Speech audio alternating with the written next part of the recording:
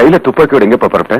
கள்ளம் கபடம் தெரியாத என் பிரியாவை கெடுத்து கழுத்தை நெரிச்சு கொண்டு காலேஜ் கேம்பஸ்ல போட்ட அந்த கொலைக்காரனை அழிச்சிட்டு வர போறேன். உயிரை தியாகம் செய்ய முடியாத கோழைங்கெல்லாம் போராட்டத்துல இறங்க கூடாதுன்னு நான் ஏற்கனவே சொல்லியிருக்கேன். இதுக்கு பேரு போராட்டம் இல்ல, ரவுடித்தனம். இப்ப என் நோக்கமெல்லாம் பழிக்கு பழி, உயிருக்கு உயிர். இதுதான் உன் முடிவா? ஆமா சார். பிரியாவை கண்டுபிடிச்சு கொடுங்கன்னு போலீஸ் ஸ்டேஷன்ல இருந்து மந்திரி வீட்டு கதை வரைக்கும் தட்டி பார்த்துட்டேன்.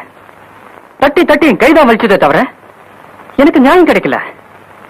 அதுக்காக தான் இந்த துப்பாக்கியால நான் தீர்ப்பு சொல்ல போறேன். விஜய், உன்னை பொறுத்த வரைக்கும் இறந்து போனது உன்னோட படிச்சுக்கிட்டு இருந்த ஒரு மாணவி.